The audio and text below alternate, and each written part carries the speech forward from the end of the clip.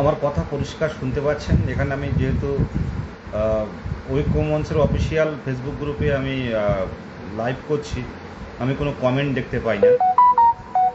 তো আমি বেশি লাইভ দীর্ঘায়িত করব না, শুধু এটুকু বলবো 3 তারিখে আপনারা কেন আসবেন, 3 তারিখে কেন রাজপথে আসতে বলছি। বেশ কিছু পয়েন্ট নিয়ে আমার ব্যক্তিগতভাবে মনে হয়েছে, বিগত দিনের কিছু কিছু বিষয়। দেখুন, আমাদের প্রধান গুরুত্বপূর্ণ মুখ্য যাই বলুন না কেন, একটাই লক্ষ্য আমাদের স্বপ্ন পূরণ। এই 2 বছরে একটাই লক্ষ্য, আমাদের স্কুলে ফেরা। কোনোভাবে ফিরতে পারছি না, কোনো না কোনো আইনি জটিলতায়, কখনো 20-22, কখনো 2014-17, 2022-এর প্যানেল, কখনো ওবিসি ম্যাটার, বিভিন্ন ম্যাটার সামনে আসছে, যার ফলে আমাদের সমস্যা তৈরি হচ্ছে। কিন্তু এই সমস্যাটা কিছুটা কৃত্রিম নয় কি? কিছুটা কৃত্রিম নয়? আমাদের সহযোদ্ধারা হারিয়ে যাচ্ছে, সমস্যার কারণে থাকতে পারছে না, ডিপ্রেশনে ভুগছি আমরা, মানসিকভাবে কেউ সুস্থ নেই। এই জায়গায় 3 তারিখে কেন আন্দোলন ডাকা হলো, কেন যাচ্ছি আমরা, এই বিষয় নিয়ে আজকে আলোচনা। প্রথমে বলবো, 2014-র মতো দুর্নীতিগ্রস্ত একটা টেট থেকে যেভাবে বারে বারে নিয়োগ পেয়েছে, তারা 3 বার নিয়োগ পেয়েছে। 2014-র টেটে কেউ বসে নেই। মুখ্যমন্ত্রী সেবারে বলেছিলেন 48,000 নিয়োগের পর, 2016 সালের পর বিধানসভা ভোটের আগে জেলায় জেলায় গিয়ে বলেছিলেন ধাপে ধাপে টেট পাস সকলের নিয়োগ হবে। এবং পরবর্তীকালে 2014 যারা চাকরি পায়নি, তারা আন্দোলন করে করে যেখানে মুখ্যমন্ত্রী গেছেন সেখানে মুখ্যমন্ত্রীর কথা তুলে ধরেছেন যে ম্যাডাম ধাপে ধাপে নিয়োগ হবে, আমাদের নোটিফিকেশান দিন, আমরা অল্প সংখ্যক টেট পাস পড়ে আছি। তারপর 16,500 রিক্রুটমেন্ট হলো। 16,500 ম্যাক্সিমাম যারা ছিল বেরিয়ে গেছে। তাহলে 14 টেট থেকে 2 বার নিয়োগ হলো। আজকে পর্ষদ সভাপতি যদি বলে যে টেট একটা সূচক মাত্র, আমরা কি মেনে নেবেন? 2009-এর টেটে কি কোনো পূর্ণ প্রশিক্ষিত কেউ আছে? যারা চাকরি পাচ্ছে দেখুন, তারা পড়াশোনার মধ্যে নেই। এই জায়গাটা আমরা কেন বুঝতে পারছেন না? লড়াইটা নিজের জন্য করুন, নিজের পরিবারের জন্য করুন। ধাপে ধাপে যে কথাটা আমি বলছিলাম, বিস্তারিত বলবো না, একটু পরেই 9টার দিকে, রাত 9টায় মিটিং শুরু হবে। ধাপে ধাপে নিয়োগ হওয়ার কথা তো মুখ্যমন্ত্রী বলেছিলেন, মাননীয় মমতা ব্যানার্জি মহাশয়া। তো তারপর কিন্তু ওই ধাপে ধাপে নিয়োগ বলতে গিয়ে যে কয়েকজন পড়েছিল তাদের নিয়োগ দিল, তারপর 22-এর নিয়োগ হলো। এটা হচ্ছে 14-17 ব্যাপার। আমরা কেন আন্দোলন করব? আমাদের কেন 3 তারিখে ডাকতে হলো? ওবিসি ম্যাটার না মিললে হবে না, আমরা জানি, কিন্তু এটা মাথায় রাখবেন, আমরা কিন্তু একটা প্রসেসে আছি। কারণ এই প্রসেসে টেট পাস ছাড়া কিন্তু কেউ যুক্ত হতে পারবে না। এই প্রসেসে আমাদের সাথে যারা টেট কোয়ালিফাই করে আছে, এরা ছাড়া কিন্তু রিক্রুটমেন্টে কেউ বসতে পারবে না। তাহলে একটা প্রসেস ধরতে পারেন এটা। আর যে কথাটা মুখ্যমন্ত্রী যেখানে বলেছিলেন 2 লক্ষ শূন্যপদ আছে, তার মধ্যে উনি ইন্ডিকেট করে দিলেন যে তার মধ্যে 1 লক্ষ শূন্যপদ প্রাইমারি এবং আপার প্রাইমারি মিলিয়ে আছে। আপার প্রাইমারি নিয়োগ কিন্তু এখনো চলছে। সুশান্ত দাস সাথে কথা হয়, আপার প্রাইমারি যিনি নেতৃত্ব দেন, সুশান্ত ঘোষ দাদা, অনেক সময় আমি শেয়ার করে দেখেছেন। তো দাদার সাথে কথা হয়, তো ওখানে ওদের নিয়োগটা কিন্তু চলছে, এখন কাউন্সিলিং চলছে। নতুন করে কিন্তু ওদের কি হবে কেউ জানে না, নতুন করে এই 8 বছর পরে হচ্ছে। আর আজকে ভাবুন, শুধুমাত্র এই টেট পাস বলতে গেলে এই 2022 টেট পড়ে আছে। এখন যদি ধারাবাহিক আন্দোলনের মাধ্যমে যদি আমাদের অন্ততপক্ষে যদি আমাদের প্রচেষ্টা শুরু করতে পারি, কোথাও লেখা নেই কিন্তু যে নিয়োগ করা যাবে না। যদি শূন্যপদ বেশি থাকে, সরকার কিন্তু নিয়োগ করতে পারে। আপনাদের প্রত্যেকের উদ্দেশ্যে বলছি, 3 তারিখে আসুন, যেখানে যেতে হয় আমরা যাব, এবং আসার আগে জেলা গ্রুপে জানিয়ে আসুন যে আমি যাচ্ছি। আমাদের যেখানে ধরে নিয়ে যাক সেখানে যাব, কিন্তু আমরা আন্দোলন জারি রাখবো। আপনাদের বুকে আগুন জ্বলে না? যে বাবা মা কষ্ট করে আমরা যারা এই পেশায় এসছি, আমাদের আর্থিক অবস্থা খুব ভালো নয়। ডিএলএড করেছি আমরা, খুব ভালো অবস্থায় করিনি। এখন হয়তো ডিএলএড এর এখন একটা ব্যাপারে এইরকম, কিন্তু এর আগে যারা ডিএলএড করেছে খুব চাপ ছিল তখন। আমরা ডিএলএড কলেজের সুযোগ পাইনি কোনোভাবেই, 2 বছর কোনোভাবেই দম ছাড়তে পারিনি আমরা। আর সরকারি যারা করেছে তারা তো একদম পারবে না, তারা সেইভাবে কষ্ট করে পড়েছে, নাম্বারও কম। তো এইভাবে কষ্ট করে বিভিন্ন প্রতিকূলতার সাথে লড়াই করে আমরা ডিএলএড পূর্ণ প্রশিক্ষিত হয়েছি 2 বছর। আর ডিএলএডে যারা ভর্তি হয়েছে তারা ইন্টার্নশিপ বাদে কোনোদিন সার্টিফিকেট পাওয়া যায় না। এখন কি হচ্ছে জানি না। তারপর টেট পাস করলাম, যারা 17 সালে 2 নম্বর 1 নম্বরের জন্য পাস করতে পারেনি, চোখের সামনে দেখি আমাদের বন্ধুরা তারা টেট পাস করলো। ম্যাক্সিমাম যারা একটুখানি পড়াশুনো করেছে অনেকেই বেরিয়ে গেছে, অনেকে 1-2 নম্বরের জন্য আটকে গেছে, তাদের কথা আমি বলছি না। যারা পাস করেছে তাদের কথাই বলবো, কারণ তাদের নিয়েই লড়াই আমাদের। 3 তারিখে কেন আসতে হবে? এই 1 লক্ষ শিক্ষকের শূন্যপদ রয়েছে। এই 1 লক্ষ শূন্যপদের মধ্যে আমাদের যত সংখ্যক টেট উত্তীর্ণ আছে খুব কম সংখ্যক, কারণ 2017 সালের টেট পাস অনেকে পাস করেছে, 2014 টেট থেকে অনেকে চাকরি পেয়েছে, 2017 টেট থেকে অনেকে চাকরি পেয়েছে, তারা বেরিয়ে গেছে। এবং আপার প্রাইমারিতে অনেকে তারা ডিএলএড করা আছে, তারাও বেরিয়ে গেছে। তাহলে এখানে কিন্তু খুব কম সংখ্যক পূর্ণ প্রশিক্ষিত ডিএলএড। আমার কথাটার মিনিংগুলো ভালো করে বুঝবেন। পূর্ণ প্রশিক্ষিত 2 বছরের ডিএলএড কিন্তু কম সংখ্যক আছে। আমি এনওএস এর কথা এখন বলছি না, এনওএস এর ব্যাপারটা কি হচ্ছে আমরা দেখতে পাবেন সব কিছু। তো আমি পূর্ণ প্রশিক্ষিত নিয়ে কথা বলবো। তো এই পূর্ণ প্রশিক্ষিত কম সংখ্যক, এদের কত সংখ্যক জানা হোক, জানার পর সরকারের তো সদিচ্ছা অবশ্যই আছে নিয়োগ করার, যেটা বলছেন বারে বারে স্টেজে গিয়ে। তো সেই অনুপাতে আমাদের ভ্যাকান্সি দেওয়া হোক, তাহলে কিন্তু রিজার্ভেশন পলিসি যে অবস্থায় বর্তমানে আছে সেই অবস্থায় নিয়োগ করলে কিন্তু কোনো সমস্যা হবে না। আগে আমাদের দরকার পোর্টালে খুলে নোটিফিকেশান দিয়ে বের করা, পোর্টালটা খুলে একটা মোটামুটি একটা পোর্টাল খুলে, নিউ পোর্টাল খুলে কতজন পূর্ণ প্রশিক্ষিত ডিএলএড টেট পাস আছে তাদের একটা সমীক্ষা করা হোক, তার ভিত্তিতে নিয়োগ হোক। তাহলে যে যেখানে যে কাস্টে যেভাবে যা সমস্যা থাকে সঠিকভাবে যদি আমরা অ্যাপ্লিকেশান করি, আমরা কিন্তু সবাই বেরিয়ে যাওয়ার সম্ভাবনা থাকবে। এই দাবিতে বলছে আন্দোলন করুন। আর এই ওবিসির কারণে নতুন করে টেটও হচ্ছে না, ওবিসির কারণে নতুন করে কোনো রিক্রুটমেন্ট হচ্ছে না, ওবিসির কারণে আপনার ইন্টারভিউ হচ্ছে না। তো একটা সময় কিন্তু সরকারকে দিতে হবে, তাড়াহুড়ো করে পরীক্ষা নিয়েও দিতে পারবে না, সরকারকে দিতেই হবে। অনেকে বলছে এবছরে হবে না, কেন হবে না বলুন তো? কেন হবে না? কেন পাবো না আমরা? আমরা কি যোগ্য নয়? টেট পাস মানে চাকরি পশ্চিমবঙ্গে, এটা আমি বলে দিলাম। বিগত দিনে যেটা হয়ে এসছে, 2009-এর যে সমস্যা আমাদের ভোগ করতে হবে কেন? চোখে চোখ রেখে কথা বলতে পারবে ডিপিএসসি চেয়ারম্যানগুলো? সেই জায়গায় তো নেই।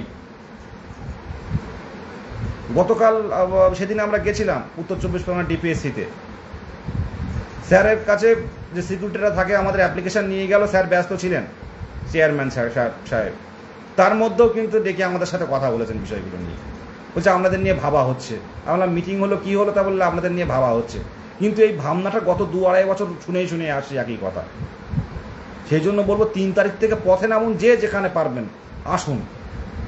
আজকে টেলিগ্রাম গ্রুপও হবে, টেলিগ্রাম গ্রুপে মিটিংয়ে থাকুন। একদম ভালো নেই, কিন্তু লড়াইটা কিন্তু এবার করতে হবে আমাদের। এবার ধারাবাহিক লড়াইটা করতে হবে, ঢোকার জন্য লড়াই করতে হবে, এনিহাউ স্কুলে ফেরার লড়াই করতে হবে। এটা যোগ্য দাবি, এর একটা বঞ্চিত যেন না হয় আর কোনোভাবে। অটোমেটিক্যালি অনেকে বাদ চলে যাচ্ছে বয়সের কারণে, অনেকের বয়স পেরিয়ে গেছে। আর এরপরেও যদি বসে থাকেন কিচ্ছু বলার থাকবে না। ওবিসি যখন সমস্যা হবে, এই সমস্যাটা আমাদের জন্য সমস্যা না, আমাদের লড়াইটা করতে হবে। এবং কোনো ওবিসিদের বাদ রেখে নয়, ওবিসিদের নিয়ে কোনোভাবে, ওবিসিদের নিয়ে লড়াই হোক, নোটিফিকেশান দেওয়া হোক যে সার্ভে হচ্ছে, তারপর এদেরকে সেই অনুযায়ী ব্যবস্থা করা হবে। অন্তত প্রসেস শুরু হোক, নাহলে কিন্তু খুব সমস্যা হয়ে যাবে। কারণ জানুয়ারি, ফেব্রুয়ারি, মার্চ নাগাদ কিন্তু ভোট ঘোষণা হয়ে যাবে, তখন কিন্তু ভোট ঘোষণা হয়ে গেলে কিন্তু আমাদের আর নিয়োগ হবে না। তাই লড়াইটার সময় কিন্তু এখন, মুখ্যমন্ত্রীর দৃষ্টি আকর্ষণের সময়টা এখন। আর এরপরে কিন্তু আমরা প্রতিরোধে নামবো। সেই প্রতিরোধটা যেখানে যাবেন মুখ্যমন্ত্রী সেখানে আমরা যাব। আমাদের দাবিগুলো শোনা হোক, ঠান্ডাভাবে, স্বতঃস্ফূর্তভাবে, নিরপেক্ষভাবে আমাদের দাবিগুলো শোনা হোক। আমি 100% বিশ্বাস আমাদের কথা যদি শোনেন, এ কথায় সহানুভূতি বা আমাদের প্রতি একটা ভালোবাসা, একটা কষ্ট যে কোনো মানুষের চলে আসবে। 2017 সালের শেষ 17-19 ফর্ম ফিল আপ করতে পেরেছিল, 17-19 ডিএলএডরা ফর্ম ফিল আপ করতে পেরেছিল 2017 টেটে। তারপর 18-20 থেকে শুরু করে 18-20, 19-21, 21-23, 22-24 এরা কিন্তু 22-24-এর দিকে আমি যাচ্ছি না, তবে এর পর থেকে কিন্তু এরা কিন্তু আর টেট দিতে পারেনি, ইন্টারভিউও দিতে পারেনি, টেটও দিতে পারেনি। তো এরা তো টেট পাস করেছে, প্রত্যেকটা বছর তো টেট প্রত্যেকটা বছর তো এরা ডিএলএড পাস করে বেরিয়েছে, কিন্তু সুযোগ পায়নি। এই দাবিটা তুলে ধরবো এবং আমাদের সকল উত্তীর্ণদের বের করতে হবে, কারণ এখন ভাঙা গড়ার সময় নয়, এখন ভ্যাকান্সি চাই আমাদের। স্পেশাল ডিএলএডের এইসব অবস্থা করলে হবে না। নর্মালি কেউ যাতে বঞ্চিত না হয়, নতুন পুরনো প্রত্যেকের উদ্দেশ্যে বলছি, কেউ যাতে বঞ্চিত না হয়, ভ্যাকান্সি দিতে হবে আমাদের। আমাদের লক্ষ্য বেরিয়ে যাওয়ার একটাই পথ, এবার ভ্যাকান্সি চাই। আর সামনে বিধানসভা ভোট, প্রত্যেকবার কিন্তু 32, 40, 45, 40,000 নিয়োগ হয়েছে, কিন্তু 20,000, 40,000 এরকম নিয়োগ হয়েছে কিন্তু 14 টেট থেকে যখন এগুলো হয়, যখন হচ্ছে আপনার ভোটগুলো আসে। তো এবারেও সেই মতো অনুযায়ী বিধানসভা ভোট, আর সবচেয়ে বড় এবার নির্বাচন হবে। আপনারা দেখতে পাচ্ছেন বিরোধীরাও কর্মসংস্থান নিয়ে কিন্তু দাবি তুলছে চারদিকে, বিরোধীরাও কিন্তু এক কাট্টা লড়াই করছে, কর্মসংস্থান চাই, উত্তীর্ণদের নিয়োগ চাই। তো সেই জায়গায় নিয়োগ আমাদের দিতে হবে। আমরা কোনো রাজনৈতিক দলের মদতপুষ্ট নয়, আমরা হবু শিক্ষক, শিক্ষকের যোগ্যতা অর্জন করেছি আমরা। টেট পাস করাই মানে কিন্তু চাকরি, ওয়েস্ট বেঙ্গলে এটা হয়ে আসছে, এটা কোনো মতে সূচক হতে পারে না। টেট পাস মানে চাকরি, টেট পাস না থাকলে প্রসেসে ঢোকা যায় না। এই টেট পাস হচ্ছে প্রধান এবং গুরুত্বপূর্ণ ক্রাইটেরিয়া, যেটা আমরা উত্তীর্ণ হয়ে আছি। আমরা এইবারে অনেকে বলবে লাইফ টাইম এই টেট সার্টিফিকেটটার লাইফ টাইম বৈধতা। আমরা লাইফ টাইম বৈধতা চাই না, আমরা চাই এই 2025 সালের নিয়োগে সবাই বেরিয়ে যেতে। আমি এই ঘরটায় আছি, এক দাদা 2 ওভার চাকরি পেয়েছেন প্রাইমারিতে, তো চাকরি করছেন উনি। এই কথা বললাম কিছুক্ষণ আগে। তো দাদা বলছে যে আন্দোলন দেখছি, কিন্তু আমি মানে অতটা চিনতাম না, কিন্তু আমাকে কথা হলাম একটা বন্ধুর সোর্স দিয়ে, তো বললো যে তোমার আন্দোলন, আমাকে চেনেন? তা বললো হ্যাঁ, আন্দোলন দেখছি, আপনারা সত্যিই পাওয়ার যোগ্য। খুব খারাপ লাগছে আপনাদের অবস্থা দেখে। অনেক প্রতিবন্ধী যুবক, অনেক প্রতিবন্ধী বোনেরাও তো রাজপথে এসে নেমে তীব্র প্রতিবাদ জানাচ্ছে। দাদাটার ঘরে আছি আমি একটা বই দেখাচ্ছিলাম, বই পড়ছিলাম, জাস্ট আমি দেখাচ্ছি। এই দাদা এই বইগুলো দেখছিলাম, সমকালীন ভারত ও শিক্ষা, ডিএলএড এর বইগুলো দেখছিলাম। যাই হোক, যে কথাটা আমি বলছিলাম যে এখন হচ্ছে না, হয়তো কাল হবে না ইন্টারভিউ, কিন্তু পরশু দিন হবে। প্রত্যেকেই কিন্তু আমরা একদম খুব বাজে পরিস্থিতির মধ্যে আছি। খবরের কাগজ খুঁটিয়ে দেখি, পর্ষদে যাই বারে, আমরা কোনো সংবাদ যে মুখ্যমন্ত্রী কি বলছে সেটাও কিন্তু দেখার চেষ্টা করি আমরা, যে মুখ্যমন্ত্রী ম্যাডাম কি বলছেন।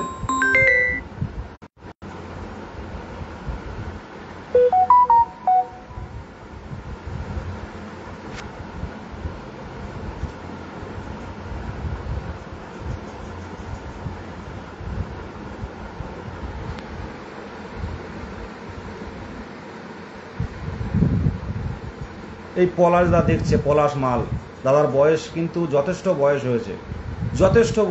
1 নাম্বার না 2 নম্বরের জন্য 2017 টেট উত্তীর্ণ হতে পারেননি। তো এখন বয়সের কাছাকাছি 40-এর কাছাকাছি বয়স চলে এসছে। এই অতনী চট্টোপাধ্যায় দেখছেন বাঁকুড়া থেকে, কতবার আন্দোলনে গিয়েছে দেখলাম, কোনদিন আমরা আগে চিনতাম না। একদিন শিয়ালদায় আমার সঙ্গে দেখা হয়ে বললো, বিদেশদা আমি অতনু চট্টোপাধ্যায়। তা কথা বলতে বললাম একাও আন্দোলনে আসে। ও একা একা আলিম মল্লিক দাদা কবে আমাদের দুঃখ কষ্ট মুছে যাবে? দেখুন, আমি একদম মন থেকেই বলছি, আমার ব্যক্তিগত ধারণায় বলছি, যদি ধারাবাহিক পথে নামতে পারেন, বারবার আধিকারিক বারবার কলকাতার রাজপথে এবং জেলায় জেলায় বারবার যদি আন্দোলন করতে পারেন এবং বারে বারে মুখ্যমন্ত্রীর যেখানে যাচ্ছে সেখানে গিয়ে আমাদের দাবিগুলো জানাতে হবে, তাহলে এই বছরে আমরা নিয়োগ পেয়ে যাব। আমার তো মাঝামাঝি সময় ভেবেছিলাম, কিন্তু মাঝামাঝি সময় না হলেও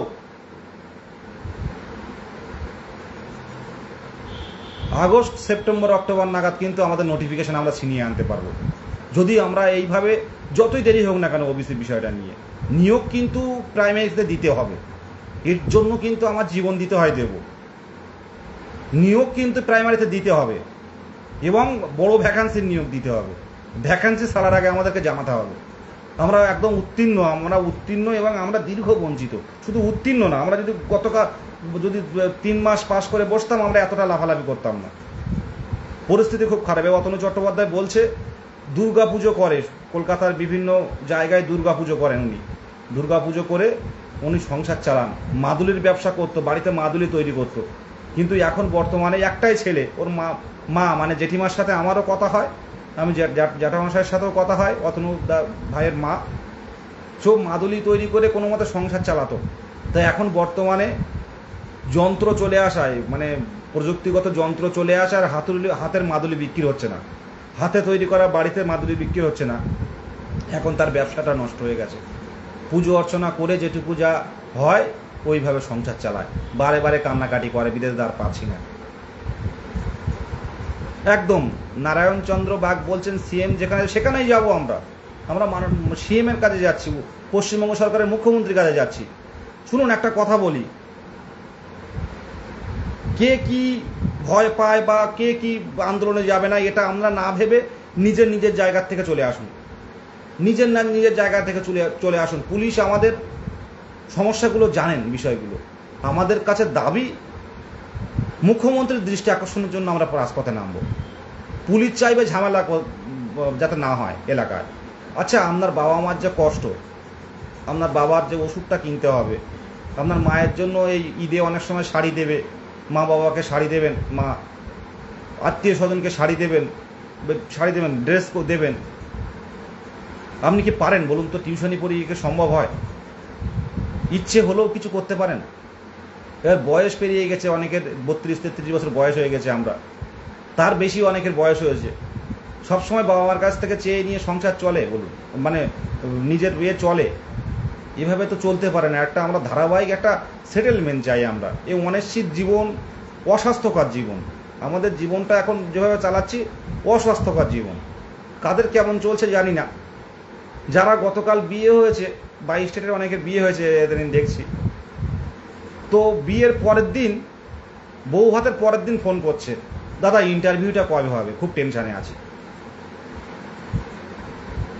আজকে বিয়ে বউ ভাত হলো, কালকে সকালে গিয়ে কল করছে ইন্টারভিউ কবে হবে। তাহলে আমাদের পরিস্থিতি, অর্পণ লাইভ দেখছে, ওরও পরিস্থিতি ভাবুন। তাই লড়াইটা একসাথে করতে হবে, ধারাবাহিক লড়াইটা করতে হবে। সদরঙ্গদা লাইভ দেখছে, 39 বছর বয়স হয়ে গেছে। হ্যাঁ, দেবী রানী খুব কষ্টে আছি, তাও হাল ছাড়া হবে না, নিজের দাবি অধিকার, একদম নিজের দাবি ছিনিয়ে নিতে হবে। দেবীর বাবা আমাদের আঙ্কেলের অসুস্থ, যেটা আমি পোস্ট করেছিলাম, দ্রুত সুস্থ হয়ে উঠুক, সবাই একটু কামনা করুন, ভগবানের কাছে হোক, আল্লাহর কাছে হোক, দোয়া করুন যেটা সুস্থ হয়ে উঠুক।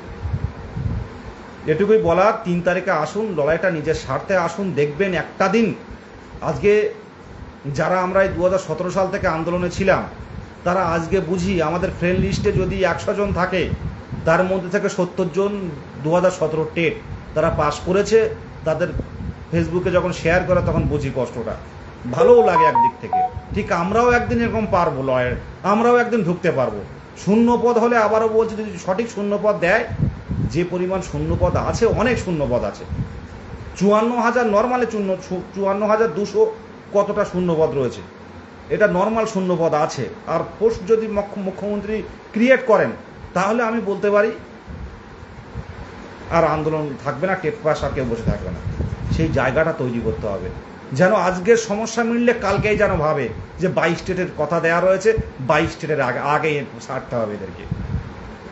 সবাই জানেন যারা টেট পাস করেছে, পূর্ণ প্রশিক্ষিত হয়েছে, নতুন করে আবার যোগ্যতা দেখানোর কোনো জায়গা নেই, নতুন করে যোগ্যতা দেখানোর জায়গা নেই, সব হয়ে গেছে আমাদের যোগ্যতা দেখানো।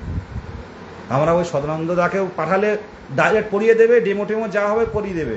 ওই অতনু ভাইকে ওই স্বস্তি রানী দেখছে, আমাদের দেবী দেখছে, বোনেরা সবাই পড়িয়ে দেবে, কোনো চাপ নেই। এরাই তো যোগ্য, তারা গান জানে, কবিতা জানে, আবৃত্তি করে, নাচ শেখায়, এরা তো যাবে।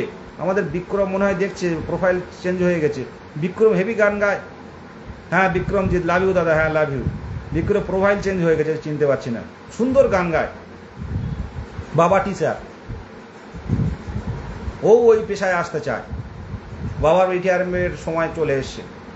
তো এই জায়গাগুলো, এই লড়াইগুলো আগে তো আমরা কাউকে চিনতাম না, একে অপরের চেনা, একে অপরের পরিবার সম্পর্কে জানা, একে অপরের দুঃখ কষ্ট আমরা এই আন্দোলনের মাধ্যমে থানায় বসে বসে আমরা পরিচিত হয়েছি।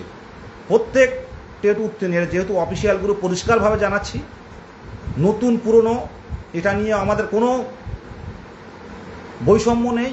ঐক্যমঞ্চের প্রধান টার্গেট হচ্ছে শূন্যপদ এবং দ্রুত নোটিফিকেশন নিয়ে আসা, তারপর কি হয় দেখা যাবে। নারায়ণ চন্দ্র দাদা আমাকে ছেলের লড়াই করছি বলে মনকে শান্ত রাখছে, একদম। দেখুন, একটা আবারও বলছি, আমার কথা অনেকে হয়তো বলে দাদা পজিটিভ পজিটিভ বলেন কেন, পজিটিভ বলবেন না, কিন্তু নেগেটিভ নিয়েও চলা যায় না। আজকে কলকাতা হাইকোর্টে আপনি আসুন, আপনারা কেউ জানেন না, যারা 1 নাম্বার 2 নাম্বার 5 নাম্বারের জন্য, এমনকি 20 নাম্বারের জন্য যারা পাস করতে পারেনি, তাদের আহাকারটা দেখবেন। আমি অ্যাডভোকেটদের নাম বলবো না, তাদের অবস্থাগুলো দেখবেন, সেখানে কত লাইন পড়ছে। তারা কষ্ট করে, কেউ কানের বন্ধক দিয়ে, কেউ নাকের বন্ধক দিয়ে, কেউ ছাগল বিক্রি করে, কেউ এর কাছ থেকে ওর কাছ থেকে সুদে পয়সা নিয়ে তারা প্রশ্নভুল মামলায় যুক্ত হচ্ছে। যদি 2 নাম্বার পায়, কি যদি 3টে নাম্বার পায়, তারা যুক্ত হচ্ছে। তারা একটু পাস করার জন্য, তারা নিয়োগ চায় না, তারা একটু পাস করা দেখতে চায়, টেট পাস সার্টিফিকেট দেখতে চায়, যেটা আমাদের কাছে আছে। একটু দেখুন, স্বপ্ন ওর মধ্যেই আছে।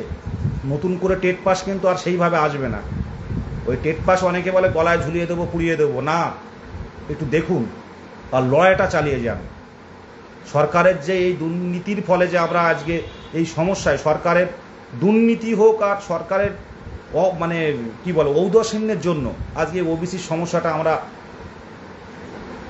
এর আগে পড়েছিল প্রাথমিক দুর্নীতির সমস্যার কারণে আটকে ছিল, আর এইবার সমস্যা হয়েছে ওবিসির সমস্যা, যেটা সরকারের ঔদাসীন্য এবং প্রপার ওয়েতে না করার জন্য, তার জন্য কিন্তু ডেপ্রাইভ আমরা হচ্ছি। সেই জায়গায় দাঁড়িয়ে আসুন, ওই টেট পাসেই কিন্তু কাজ হবে।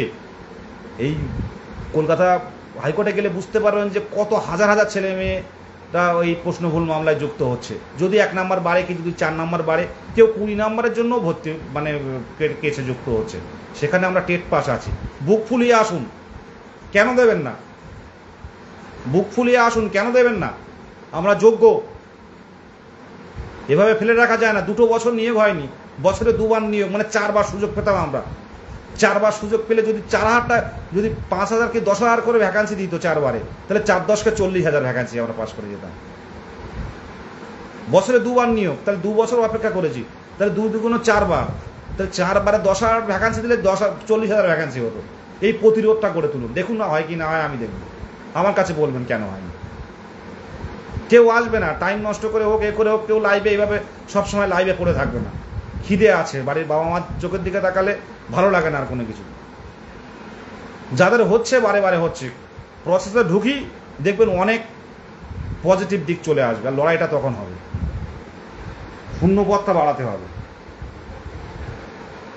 আজকে 9টায় টেলিগ্রামে মিটিং আছে, টেলিগ্রাম মিটিং আছে। প্রত্যেকের উদ্দেশ্যে বলছি, আপনারা নিজস্ব মতামত রাখবেন।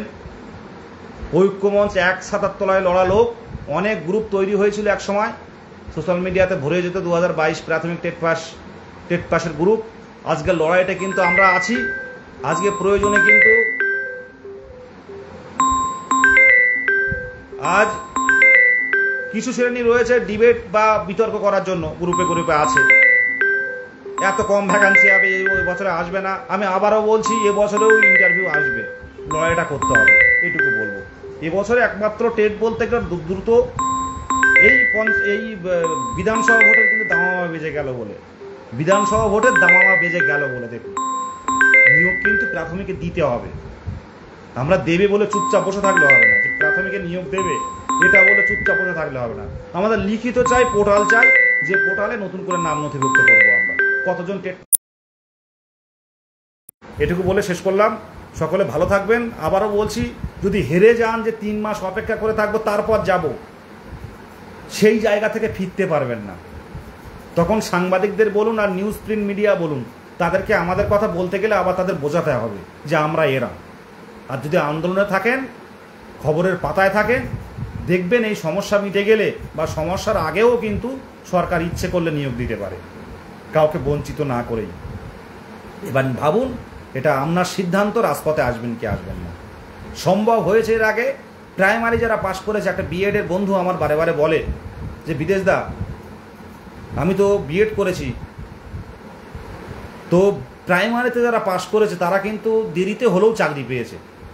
ওয়ান গড, এই সন্ধ্যাবেলা বলছি, সে বিএড করেছে, আমাকে বারবার বলতো, যখন আমি টেট পাস করিনি তখন বলতো যে প্রাইমারিতে পাস করলে চাকরি কনফার্ম। তো টেট পাস করে আমি যে মেসে থাকি, যে টেট পাস করে বলার সাথে সাথে বললো প্রাইমারিতে কিন্তু দেরিতে হলেও চাকরি দিয়েছে। তো এই পজিটিভ কথাগুলো শুনে এখনও পর্যন্ত লড়াই চালিয়ে যাচ্ছি। বাড়িতে গেলে ভালো লাগে না,